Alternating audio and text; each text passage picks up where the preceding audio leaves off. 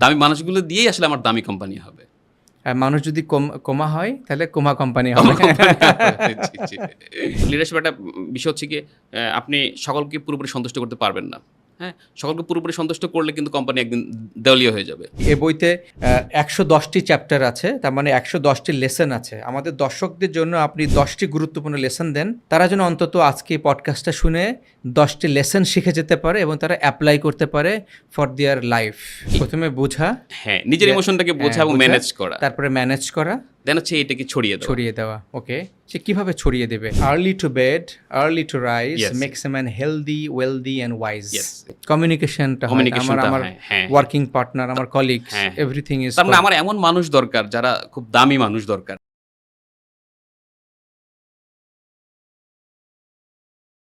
আপনাদের সবাইকে স্বাগত জানাচ্ছি খুবই একটা ইম্পর্ট্যান্ট পডকাস্টে। দেখতেই পাচ্ছেন আমার হাতে একটি বই আছে, সেখানে কি লেখা আছে, আপনি নেক্সট জেনারেশন সিইও। অর্থাৎ আজকে আমরা আলোচনা করব যে আপনি কিভাবে একজন সফল চিফ এক্সিকিউটিভ অফিসার হবেন, কিভাবে আপনি একজন টপ লিডারশিপ রোলে যাবার জন্য প্রস্তুতি নিতে পারেন। সো চলুন দেখে নিই আমরা আসলে কী নিয়ে আলোচনা করব। আমরা আলোচনা করব বিশ্ববিখ্যাত সিইওদের লাইফস্টাইল অ্যান্ড হ্যাবিটস, বিশ্বের নামি দামি কোম্পানিগুলোর স্ট্র্যাটেজি, ভবিষ্যৎ বিশ্বের জন্য ওয়ার্কফোর্স কেমন হতে পারে। এই বইয়ের ভালো জিনিসগুলো আপনাদের কাছে নিয়ে আসার জন্য উইথ নান আদার দ্যান বান্না হাসান হিমসেলফ আপনাকে স্বাগত জানাচ্ছি আমাদের এই পডকাস্টে। থ্যাংক ইউ ভাইয়া, থ্যাংক ইউ সো মাচ আমাকে এই ধরনের একটি সুযোগ দেওয়ার জন্য। Thank you. এ বইতে 110টি চ্যাপ্টার আছে, তার মানে 110টি লেসন আছে। আমাদের দর্শকদের জন্য আপনি 10টি গুরুত্বপূর্ণ লেসন দেন, তারা যেন অন্তত আজকে পডকাস্টটা শুনে 10টি লেসন শিখে যেতে পারে এবং তারা অ্যাপ্লাই করতে পারে for their life, for the leadership journey. তারা হতে পারে একজন এমপ্লয়ি, হতে পারে একজন এন্টারপ্রেনিউর। সো 10টি ইম্পর্টেন্ট লেসন আপনার দৃষ্টিকোণ থেকে। আসলে লিডারশিপের ক্ষেত্রে আমরা যেটা শুরুতেই করবো সেটা হচ্ছে কি, যে কোনো কাজে আপনি বস আপনাকে বলবে তারপরে করে, ব্যাপারটা এরকম না। কোনো একটা কাজ আসলো আপনি সেটা নিজ থেকে নিয়ে নেন, নিজ থেকে লিড দিন। হ্যাঁ, নিজ থেকে লিড দিলেই বরঞ্চ আপনার কাজের প্রতি যে আগ্রহ আছে সেটাও বস বুঝবেন। হ্যাঁ, আপনিও অনেক বেশি কাজ শিখতে পারবেন। So that is called proactiveness. Proactively leadership দেওয়া, প্রোঅ্যাক্টিভলি লিড করা, প্রোঅ্যাক্টিভলি তার কাছে যাওয়া। সো ওকে, বাকিগুলো আপনি কি বলতে চান? সেকেন্ডলি বলতে চাই যে আমরা যে ছোট ছোট ভুল এড়ালে বড় রেজাল্ট আসে। হ্যাঁ, এখানে আমরা একটা ছোট্ট একটা গল্প বলি, সেটা হচ্ছে কি, ওই ব্যাঙের সে গল্পটার মতো, যখন হালকা গরম পানিতে যখন ব্যাঙকে ছেড়ে দেওয়া হয় তখন সে কিন্তু তার ভালোই লাগে। এরপর যখন আরেকটু তাপমাত্রা বাড়ানো হয় সে কিন্তু সয়ে যায়। এরপর যখন অনেক তাপমাত্রা বাড়ানো হয় তখন কিন্তু সে চাইলেও সেখান থেকে উঠে আসতে পারে না, কারণ ততক্ষণে দেরি হয়ে গেছে এবং সে জীবন্ত সিদ্ধ হয়ে মারা যায়। তো এখান থেকে কিন্তু আমরা একটা লেসন নিতে পারি যে আসলে ছোটো ছোটো ভুলগুলো শুরুতেই এড়ানো উচিত। হ্যাঁ, এই ভুলগুলো এড়ালে আমরা আসলে বড় যে কোনো ধরনের বড় বিষয় থেকে, বড় ভুল থেকে আমরা কোম্পানিকে বা নিজেকেও মুক্ত রাখতে পারবো। আরেকটা বিষয় হচ্ছে গিয়ে, আমরা কিন্তু একটা টিম নিয়ে কাজ করি, কিন্তু টিমের কে কোন অবস্থায় আছে, কার ফ্যামিলি ব্যাকগ্রাউন্ড কেমন, হ্যাঁ, আমরা এই বিষয়ে কিন্তু জানি না। আমরা কাজ বলে দিই কাজ করো, এবং কেউ কারোর সাথে আত্মিক যে সম্পর্ক সেটা কিন্তু তৈরি হয় না। তো স্বাভাবিক একজন টিম মেম্বারের বাসায় কেউ অসুস্থ থাকতেও পারে, তার রাস্তায় কোনো ধরনের সমস্যাও হতে পারে, কিন্তু দেখা যাচ্ছে যে তার সাথে সেই বিষয়টা শেয়ার না করে আমরা কাজ শুরু করার কথা বলে দিই, অথবা কাজ হয়নি কেন সেটা বলে দিই। তা এই যে কাজ হয়নি বা এর পেছনে কিন্তু অনেক কারণ থাকতে পারে, তার কোনো পারিবারিক দুর্ঘটনা থাকতে পারে, এতে কিন্তু এমপ্লয়ি মনে আঘাত পায়। So that is personal bonding বা team bonding, but knowing each other a bit মোর।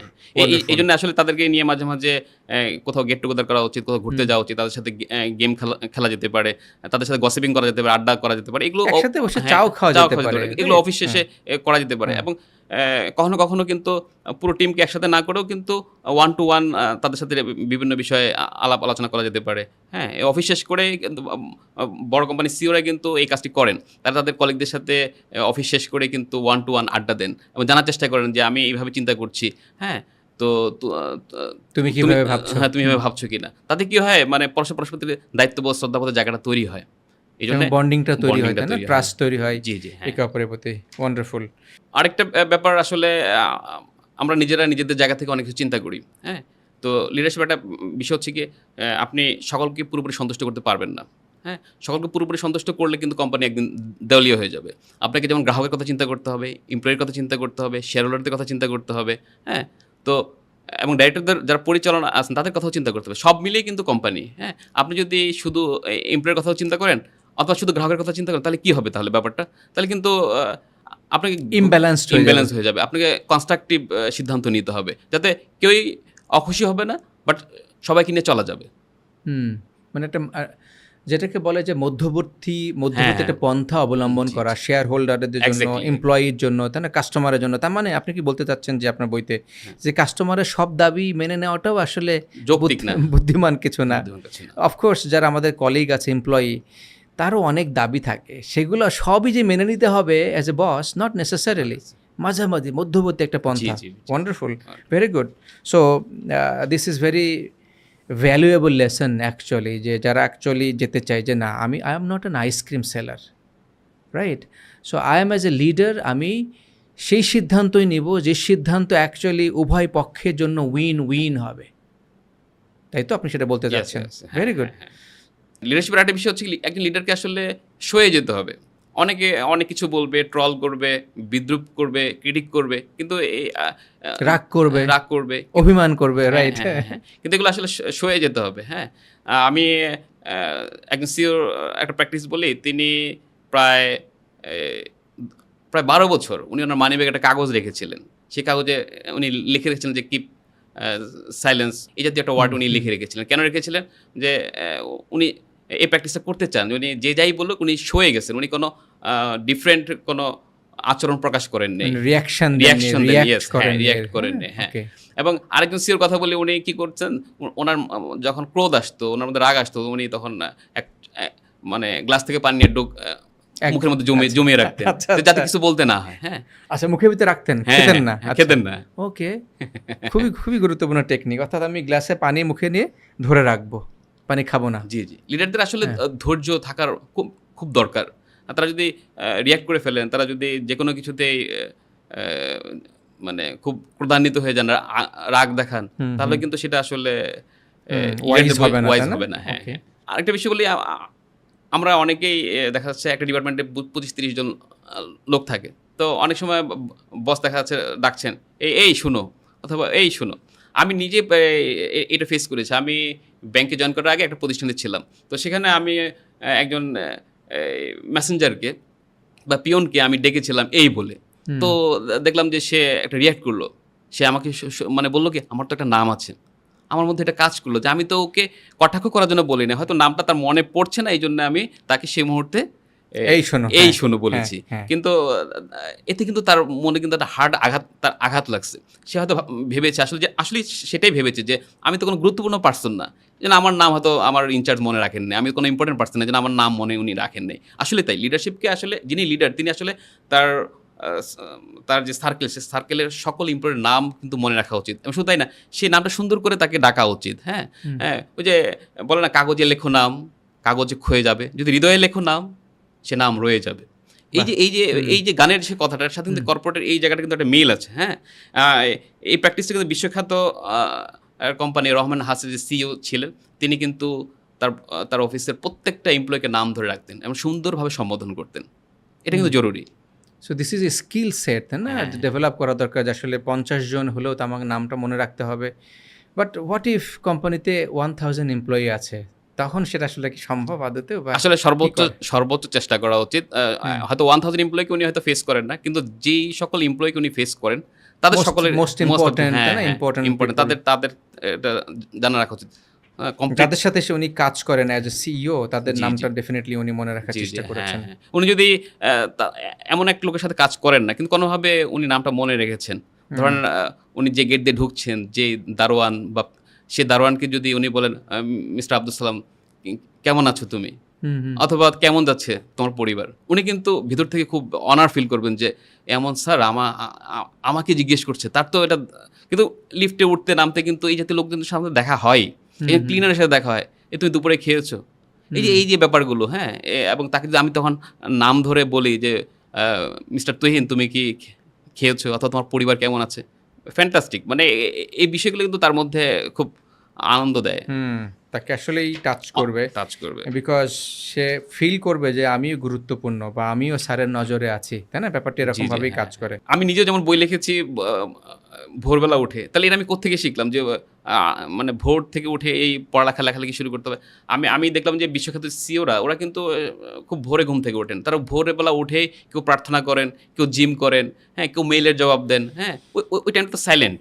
হ্যাঁ, তো এটা খুব জরুরি, মানে আমাদের সবারই কিন্তু 24 আওয়ার্স টাইম। তো এই টাইমটাকে আমি কতটা সর্বোচ্চভাবে কাজে লাগাতে পারি, কারণ 24 আওয়ার্সের মধ্যে আমার ঘুমাতে হবে, আমার 7 থেকে 8 ঘন্টা ঘুমাতে হবে, নাহলে আমি অসুস্থ হয়ে যাব। আমি কতদিন না ঘুমিয়ে দিনের পর দিন কাজ করে যাব, এটা সম্ভব না। কারণ একটা পর্যায়ে আমার যে হেলথ, আমার যে ব্রেন, আমার যে এইটার প্রসেসর বলি, এটাকেও তো আমাকে কুল রাখতে হবে, তো আমার ঘুমটা দরকার। তো এই ঘুমের পরে যখন আমি উঠবো, আমি যদি ভোরবেলা থেকে কাজ শুরু করি, আমি যদি অবহেলার সময়টা না কাটাই, তাহলে দেখা যাচ্ছে আমি দিনটাকে অনেক বড় পাবো। হ্যাঁ, আমি অফিসে যাওয়ার আগেই যদি আমি এই তখনই প্ল্যান করতে থাকি যে আজকে অফিসে কাকে দিয়ে আমি কী করাবো, হ্যাঁ, বা আমি নিজে কী করবো, হ্যাঁ, তাহলে কিন্তু খুব সহজ, আমি দিনটাকে অনেক বড় পাবো। এক্স্যাক্টলি, এটাকে বলে যে early to bed, early to rise makes a man healthy, wealthy and wise. সে একজন সিইও হিসেবে তাকে হেলদি হতে হবে অ্যান্ড অলসো ওয়াইজ হতে হবে। আপনি সেটা এনেছেন আপনার বইতে, গ্রেট। এখন আমার চারপাশে প্রচুর উদ্যোক্তা তৈরি হচ্ছে। তো উদ্যোক্তাদের মধ্যে অনেকে, সবাই না, কেউ কেউ হয়তো দেখা যাচ্ছে যে দামি অফিস, হ্যাঁ, দামি ফার্নিচার নিয়ে তার দামি জায়গায় অফিস, কারণ কি সে মনে করে যে দামি জায়গায় যে অফিস দিতে আমি না পারি, তাহলে আমার যে ক্লায়েন্ট অথবা আমার যে পার্টনার, শেয়ার হোল্ডার, ওরা হয়তো আমাকে ততটা বিশ্বাস করতে পারবে না। এই জন্য এই ভেবে তারা একটা দামি কিছু দিয়ে শুরু করে। কিন্তু বিশ্বখ্যাত কোম্পানিগুলো কিন্তু শুরুতেই লো কস্ট কালচার দিয়ে কিন্তু শুরু হচ্ছে। আমরা যদি অ্যামাজনের কথা বলি, অ্যামাজন কিন্তু শুরুর দিকে তার এমপ্লয়ীদেরকে ফোনের বিল পর্যন্ত দিত না, হ্যাঁ, এবং এই জেফ বেজোস নিজেও কিন্তু শুরুতে মোটর বাইক দিয়ে অফিসে যেতেন, হ্যাঁ, এমনটা না যে উনি বিলাসবহুল গাড়ি নিয়েছেন, কিন্তু আলটিমেটলি কি দাঁড়ালো, প্রায় আন্ডারগ্রাউন্ডে শুরু করেছেন, তার যে গ্যারেজ যে জায়গাটা ছিল বা একটা ছোট্ট একটা জায়গাতে। তেমনি অ্যাপল শুরু করেছেও কিন্তু একইভাবে, ছোট ছোট কোম্পানি, মানে ছোটভাবে শুরু হয়েছে কিন্তু একসময় এক একটা $1 বিলিয়ন $1 ট্রিলিয়ন কোম্পানি। সো আমাদের দেশে সেই কালচারটা আমরা এখনো আসলে করতে পারছি না। আমরা মনে করি আসলে শো অফ, খরচ করা, দামি কিছু করলেই মনে হয় অ্যাকচুয়ালি বিগ বিজনেস তৈরি করা, কিন্তু অ্যাকচুয়ালি সেটা না। দ্যাটস রাইট, আপনি সেটা রাইটলি বলেছেন। হ্যাঁ, আবার যিনি কর্পোরেট চেয়ারে আছেন, কাজ করছেন, তাকে কিন্তু সবসময় চিন্তা করা হচ্ছে একটা অনারশিপ কালচারে আসা উচিত। হ্যাঁ, অনারশিপ কালচারটা কীরকম, তাকে মনে করতে হবে যে এইটাই আমার কোম্পানি। হ্যাঁ, নিজের কোম্পানি হলে যেরকম যত্ন নেবো, এই কোম্পানিকে আমার সেভাবে যত্ন নিতে হবে। আমি যদি নিজের একটা এক্সপিরিয়েন্স থেকে বলি যে আমি একদিন হেঁটে যাচ্ছিলাম, আমার সামনে দুটো লোক, তারা হাঁটছিল, গল্প করছিল, বলতেছে যে এই জায়গাটা আমাদের। তো আরেকজন এমপ্লয়ি বলতেছে এই জায়গাটা তোদের, মানে তোরা আবার জায়গা কিনলে কবে ঢাকা শহরে? আচ্ছা, বলে যে আমাদের, মানে এটা হচ্ছে কি আমাদের কোম্পানি কিনেছে, আমাদের এখানে হেড অফিস হবে। ও আচ্ছা, এই যে কোম্পানি ব্যাপারে একজন এমপ্লয়ি তার যে মানে অনারশিপ দাবি করলো যে এটা আমাদের কোম্পানির জায়গা বা এটা আমার জায়গা, এই ব্যাপারটাই কিন্তু কোম্পানিকে গ্রোথ দেয়। সবাই কোম্পানিকে ওন করে, মানে প্রত্যেকটা এমপ্লয়ি এদের, মানে কোম্পানি যখন ওন করে তখন কিন্তু কোম্পানি বেটার গ্রোথে যায়। ওনারশিপটাকে ধারণ করা। সো আমি যেখানেই কাজ করি না কেন, যে ডিপার্টমেন্টেই কাজ করি না কেন, whole company actually I am a big part, I am contributing, right? সেটা আপনি বলতে চাচ্ছেন যে ওন, এটাকে টোটাল জিনিসটাকে ওন করা, এটা লাভ লস, এটার যে কোনো ছোটোখাটো বিষয় দেখভাল করা, এই মাইন্ডসেটটাকে আমার তৈরি করা, রাইট? সেটাকে আপনি বলতে চাচ্ছেন। হ্যাঁ, যেমন দেখে থাকবেন অনেক জায়গাতে দেখা যাচ্ছে অফিসের বিভিন্ন ইকুইপমেন্টস অথবা অফিসের কোনো ডিভাইস, আমরা কিন্তু দেখা যাচ্ছে ফোন হয়তো অফিসের কাজে ব্যবহার করার কথা, কিন্তু ফোনটা দেখা যাচ্ছে আমি পার্সোনাল কথা বললাম, পার্সোনাল ভাবে ব্যবহার করলাম। হ্যাঁ, এটা কিন্তু হয়েই থাকে কম বেশি। একটা লাইট জ্বলে আছে, একটা ফ্যান চলছে, একটা এসি চলছে, যেখানে আননেসেসারি, রাইট, ভেরি গুড। এটা আমি মানে যখন অফিস টাইম শেষ আমি বন্ধ করে দিতে পারি। আননেসেসারি হয়তো আমি বসে গল্প গুজব করছি, এটা বন্ধ করে দিতে পারি। এইভাবে কোম্পানিকে ওন করা, কারেক্ট। আমরা আমাদের দেশীয় কালচার আসলে আমাদের মিটিংগুলোকে অনেক বড় করে ফেলি। হ্যাঁ, একটা মিটিং শুরু হয়, দেখা যাচ্ছে 1 থেকে 2 ঘন্টা 3 ঘন্টা মিটিং চলছে, কিন্তু এটা খুবই কমন বিষয়। হ্যাঁ। তো বিশ্বখ্যাত কোম্পানিগুলোর আসলে মিটিং টাইমগুলো, যেমন আমি যদি মেরিসা মায়ার, উনি চেষ্টা করতেন 30 মিনিটস মধ্যে তার মিটিং শেষ করতে। হ্যাঁ, ইয়াহুতে প্রথমে ছিলেন, পরে উনি এই গুগলে আসছেন, হ্যাঁ, মেরিসা মায়ার। তো ওনার 10 মিনিট থেকে শুরু করে 30 মিনিটস মতো উনি মিটিংগুলো অনেক জাপানিজ কোম্পানি আছে বা অধিকাংশ জাপানিজ কোম্পানি ওরা কিন্তু দাঁড়িয়ে মিটিং করে, হ্যাঁ মিটিংয়ের জায়গায় বসার চেয়ার জি, থাকে জি, না, হ্যাঁ হ্যাঁ হ্যাঁ সো দ্যাট মিটিং বসতে তো time বেশি যাবে। বসতে টাইম বেশি, সো দ্যাট দাঁড়িয়ে দাঁড়িয়ে মিটিং meeting করবে, একদম দাঁড়িয়ে, so that only the necessary thing. এবং আমি এরকম গল্প শুনেছি যে তারা হাঁটতে হাঁটতে মিটিং করছে, জি this is the technique. So this is a good technique যে মিটিংয়ের সময়টাকে আসলে সংক্ষিপ্ত করা। Very wonderful findings to be an effective leader. আমরা তো অনেক কাজ করি, দিন রাত অনেক কাজ করি, কিন্তু কাজ করতে তো কাজের জন্য কাজ করি আসলে। কাজ তো করতেই হয় হ্যাঁ, অ্যাকচুয়ালি। কাজের জন্য কাজ করি, হ্যাঁ কোম্পানির জন্য কাজ করি, কোম্পানি আমাকে মাস শেষে কিছু মাইনে দেয়, এই তো। কিন্তু মাইনেটা কোথায় যে খরচ করি, পরিবারের জন্য, ফ্যামিলির পেছনে খরচ করি। তো আমরা প্রতিদিন আসলে ফ্যামিলিটাকে কতটুকু সময় দিতে পারি? আমাদের বিজনেস লিডারদের কিন্তু এই জিনিসটা ভাবা উচিত যে এই যে কর্পোরেট লাইফ, বিজি লাইফ, এটার মধ্যে আমরা ফ্যামিলিকে কতটুকু সময় দিই। আমার বাচ্চাগুলোকে সাথে কি অফিস থেকে বাসায় ফিরে কথা বলতে পারি না, তারা ঘুমিয়ে যায়। তার মানে কি বিজনেস লিডারদেরকে এই ব্যাপারটা সমন্বয় করা হচ্ছে, ওয়ার্ক লাইফ ব্যালেন্স। হ্যাঁ, আপনি যদি তাদেরকে জিজ্ঞেস করেন ভাই কেমন আছেন, দেখবেন সারাক্ষণ একটা দৌড়ের উপরে একটা ভাব, মানে দৌড়ের উপরে আছে আর কি, আমার দম ফেলানোর ফুরসত নাই, একেবারেই সময় নাই, হ্যাঁ, কাজের পর কাজ, রাইট, উইকেন্ডও কাজ, হ্যাঁ, 8টা 9টা বা 10টা পর্যন্ত কাজ। ওকে, সো তার মানে আসলে ওয়ার্ক লাইফ ব্যালেন্স করাটা গুরুত্বপূর্ণ একজন খুবই সিইওর গুরুত্বপূর্ণ। জন্য। হ্যাঁ, কারণ দিন শেষে তাকে তো ফ্যামিলিতে ফিরে আসতে হয়, তার বাচ্চা কাছে ফিরে আসতে হয়, তার ওয়াইফের কাছে ফিরে আসতে হয়। তো সেখানে তার একটা বন্ডিং থাকা দরকার।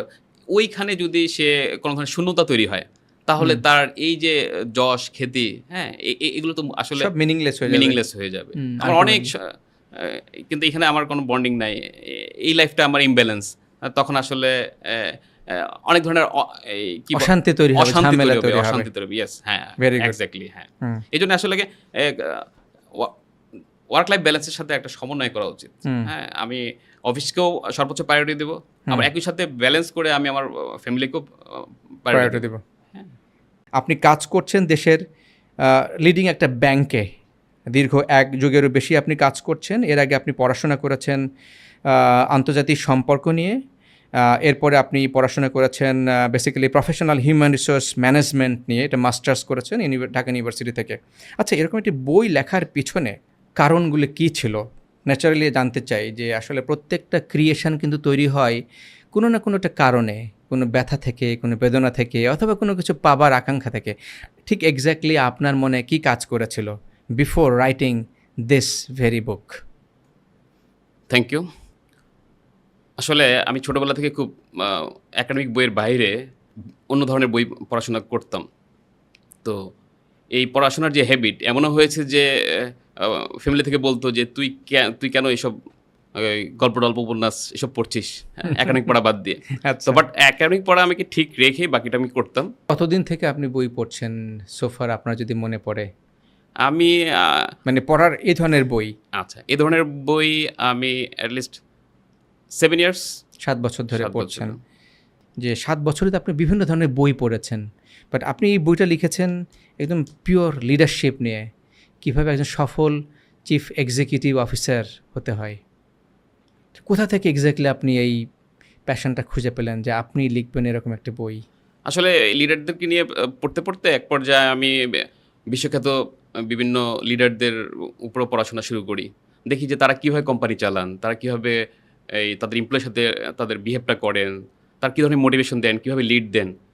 তো সেটা করতে যে দেখলাম যে আমাদের কর্পোরেট লাইফের সাথে তাদের এক ডিফারেন্স রয়েছে। হ্যাঁ, তাদের মাইন্ড সেট আপ, চিন্তা, বিহেভিয়ারের সাথে আমাদের দেশীয় যে প্রচলিত ব্যাপারগুলো কাজ করে, সেখানে কিছুটা পার্থক্য রয়েছে। তো ব্যাপারগুলো যখন জানলাম, তখন মনে হলো যে এটা আমি কেন আমার দেশের মানুষের সাথে শেয়ার করছি না। সেই শেয়ারিংয়ের জায়গা থেকেই আসলে বইটা লেখার সূত্রপাত। লিডারশিপ মানে আমরা যেটা বুঝি যে মানুষকে কমান্ড দাও, মানুষ কাজ করবে, অথরিটি আছে, অথরিটি অ্যাপ্লাই করো, পাওয়ার অ্যাপ্লাই করো। এখন আপনি বইটা লেখার, আমি এখানে অনেকগুলো চ্যাপ্টার দেখতে পাচ্ছি, যে মনে হয় অ্যাবাউট 110 স্টোরিজ আপনি বইটা লিখেছেন এক্স্যাক্টলি, এবং প্রতিটা স্টোরিজ খুবই সহজ এবং সরল, এবং তার চেয়ে বড় কথা যে প্রত্যেকটা স্টোরির শুরুতে আপনি সুন্দর করে স্কেচ দিয়েছেন, যারা দর্শক যারা আপনি দেখতে পাবেন, বিভিন্নভাবে স্কেচ করা আছে, এবং এটাকে আমরা বলি ইলাস্ট্রেশন। এই ইলাস্ট্রেশন দিয়ে কিন্তু অনেক কিছু আমরা বুঝতে পারছি। ফর অ্যান এক্সাম্পল, অডিয়েন্স তাকিয়ে আপনার দিকে, সো এক্সপ্রেশনটা কিন্তু চমৎকার। আচ্ছা, এই যে আইডিয়াগুলো আপনি যে 110টা চ্যাপ্টার আপনি করবেন, এরকমভাবে আপনি সেটাকে বর্ণনা করবেন উইথ অ্যান ইলাস্ট্রেশন। আর এটার পিছনের লজিকটা কি? এটা আমার কাছে খুব ভালো লেগেছে বাই দ্য বাই। এটার পিছনে কারণটা হ্যাঁ, কি? হ্যাঁ, এক্স্যাক্টলি। আসলে এই ধারণাটাই আমার কাছে আমার মনে হয়েছে আমি এটা নতুন প্লেস করেছি আমাদের এই প্রকাশনা শিল্পে। কারণ এটা একটা রাফ টাফ ব্যাপার। যখন কর্পোরেট বিষয় নিয়ে বলা হয় তার মানে বিষয় হচ্ছে কি এখানে একটা কঠিন, কঠিন কথা বলা হবে। তো কঠিন কথাগুলো পড়তে, পড়তে আসলে বোর ফিল হতে পারে। মানুষের মধ্যে বোরিং আসতে পারে। হুম। তো মানুষ যাতে ছবির সাথে তার বর্ণনাকে কানেক্ট করতে পারে, সেইজন্যই আসলে সে যাতে পড়ে যাতে মজা পায়, সেজন্যই এই ইলাস্ট্রেশনটা যোগ করা হয়েছে। ওকে। আচ্ছা, একটু যদি বলেন যে আপনার বইতে ১১০টা গল্প আছে, তার মানে ১১০টা লেসন এখানে আছে। তো সেখান থেকে আপনি ২-১টা লেসন যদি শেয়ার করেন যে আসলে গল্প আকারে যেগুলো শুনলে আসলে আ কাজে লাগবে, যে লিডারশিপটাকে আরও বেশি বাড়ানো, ইফেক্টিভ করা বা আরও ম্যাচিউর করা, এরকম কি আপনি বলতে চান? যে অনেকগুলোই আপনার ফেভারিট আমি জানি, যে 110 lessons. So let's talk about যে প্র্যাকটিক্যাল লিডারশিপ লেসন কিভাবে একজন মানুষ অ্যাপ্লাই করতে পারে। লেসন নাম্বার 1 যদি বলেন আপনার জায়গা থেকে, আউট অফ 110 কোনটাকে আপনি বেছে নিতে চান? লিডারশিপের ক্ষেত্রে আমি যেটা সবচেয়ে বেশি প্রায়োরিটি দেবো যে নিজ থেকে নেতৃত্ব দিন।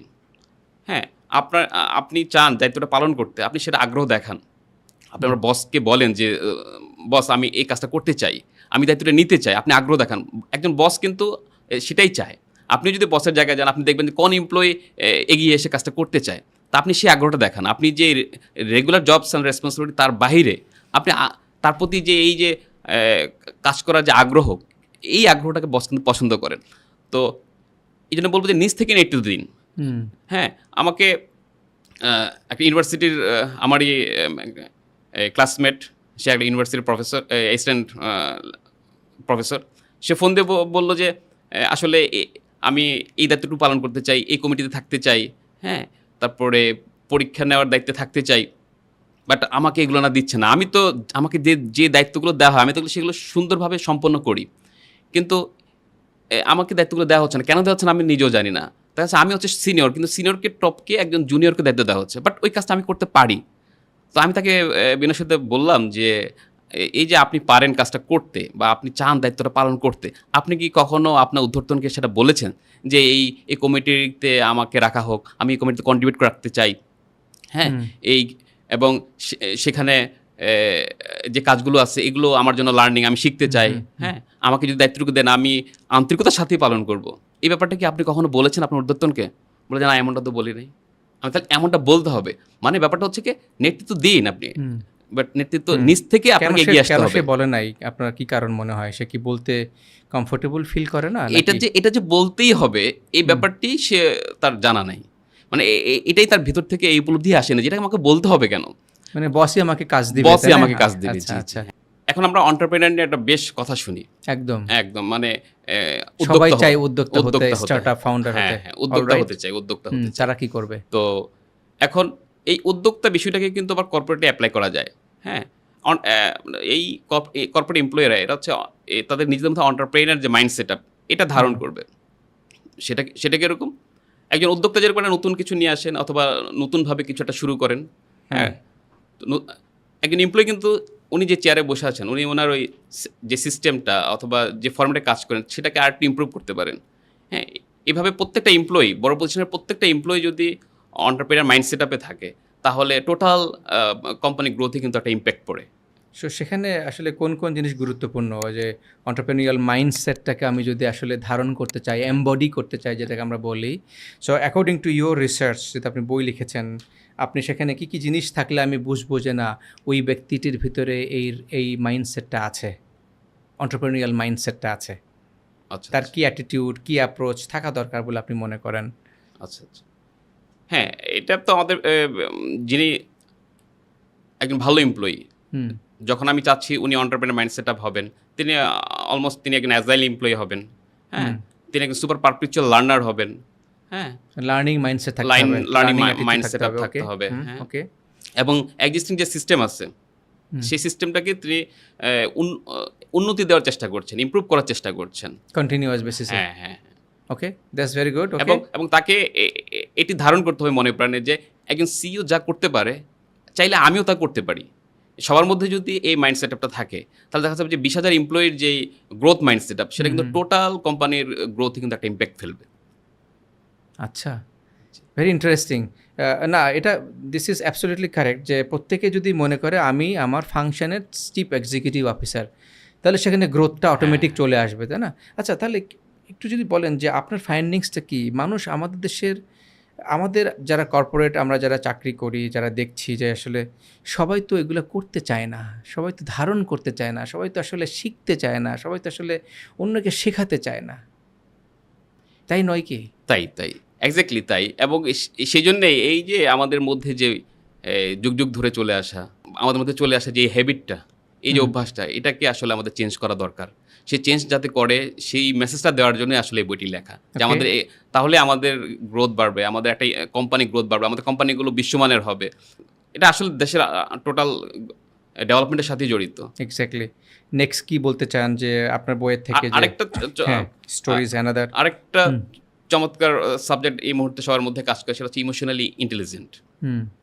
তো আবেগীয় বুদ্ধিমত্তা, যেটা জি, জি, বাংলায় হ্যাঁ, অনেকে হ্যাঁ। বলছে। হ্যাঁ, ইমোশনাল ইন্টেলিজেন্স বলতে আমরা কি বুঝি, যে সেটা হচ্ছে কি আপনি আপনার ইমোশনকে অনুধাবন করবেন বা আন্ডারস্ট্যান্ড করবেন, একই সাথে সেটা ম্যানেজ করবেন। তাহলে আপনি আপনার ইমোশনকে অনুধাবন করবেন এবং ম্যানেজ করবেন, একই সাথে আপনার চারপাশে যে লোকগুলো আছে তাদের মাঝে এই ইমোশনটাকে আপনি ছড়িয়ে দিবেন, প্রভাবিত করবেন, ইন্সপায়ার্ড করবেন। আমি কি বুঝাতে পেরেছি?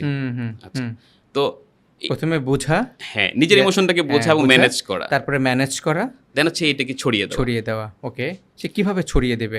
আমি যদি এখানে টেসলার সিইও এলন মাস্কের একটা কথা বলি। উনি ওনার গাড়ি কারখানার ফ্যাক্টরিতে একবার বেশ দুর্ঘটনা বেড়ে গিয়েছিল।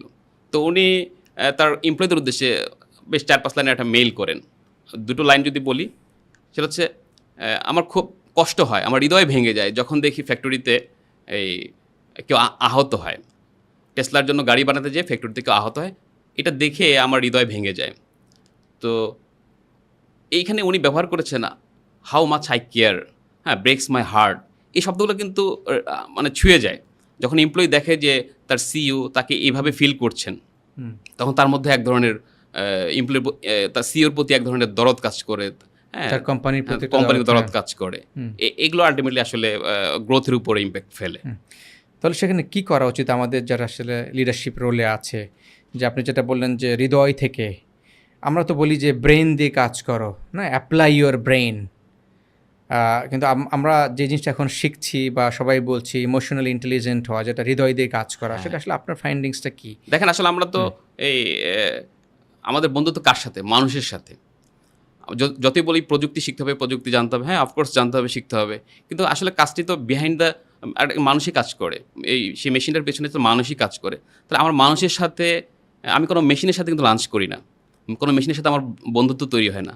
আমার লাঞ্চ হয় বা ফ্রেন্ডশিপ হয় কিন্তু মানুষের সাথে, কমিউনিকেশনটা, আমার ওয়ার্কিং পার্টনার, আমার কলিগস, এভরিথিং ইজ। তার মানে আমার এমন মানুষ দরকার যারা খুব দামি মানুষ দরকার। হ্যাঁ, এই দামি মানুষ দিয়ে আসলে আমি আমার কোম্পানিতে বা দামি কোম্পানি হবে, দামি মানুষগুলো, ইয়েস, দামি মানুষগুলো দিয়েই আসলে আমার দামি কোম্পানি হবে। আর মানুষ যদি কমা হয় তাহলে কোমা কোম্পানি হবে। সো দর্শক, আপনাদের জন্য বলছি যে এই বইটা আমি নিজে পড়েছি এবং এখানে 110টি মজার গল্প আছে, সবগুলোই লিডারশিপ নিয়ে, এবং সারা বিশ্বে যারা অ্যাকচুয়ালি মোস্ট সাকসেসফুল লিডার তাদের জীবনী থেকেই কিন্তু নিয়ে বান্না হাসান এই বইটি করেছেন। আমি আপনাদেরকে রেকমেন্ড করছি, দায়িত্ব নিয়েই বলছি যে এই প্রতিটা গল্প আপনাকে ছুঁয়ে যাবে এবং আপনার জীবনকে কাজে লাগাবে। আমি অনেক এক্সাম্পল দিতে পারি। ফর অ্যান এক্সাম্পল, শব্দ বাছাইয়ে জব্দ না হই, ব্যাপারটি খুবই ইন্টারেস্টিং। এরকমভাবে গল্পের ভেতর দিয়ে লিডারশিপ লেসন বের করে আনার যে ক্যাপাবিলিটি আমাদের দেশের খুব কম লেখকের আছে, টু বি ভেরি অনেস্ট। কেননা এই যে লিডারশিপ ব্যাপারটা কিন্তু তাত্ত্বিক, অনেকটা ফিলসফিক্যাল, এবং অনেকটা কিন্তু ব্যাপারটা যে hypothetical as well, it's a perspective. So সেই ব্যাপারগুলোকে, দুরূহ বিষয়টাকে সহজে বোধগম্য করে গল্পের ভিতরে উইথ ইলাস্ট্রেশন নিয়ে আসাটা একটা আর্ট, একটা ট্যালেন্ট। যেই দুরূহ কাজটি বান্না হাসান তার বইতে করেছেন। সো আমি আপনাদেরকে আমন্ত্রণ জানাচ্ছি to the next generation CEO হবার জন্য এই বইটি পড়েন, সো দ্যাট আপনি next generation CEO. Thank you for watching and stay tune, stay healthy and be the next generation CEO.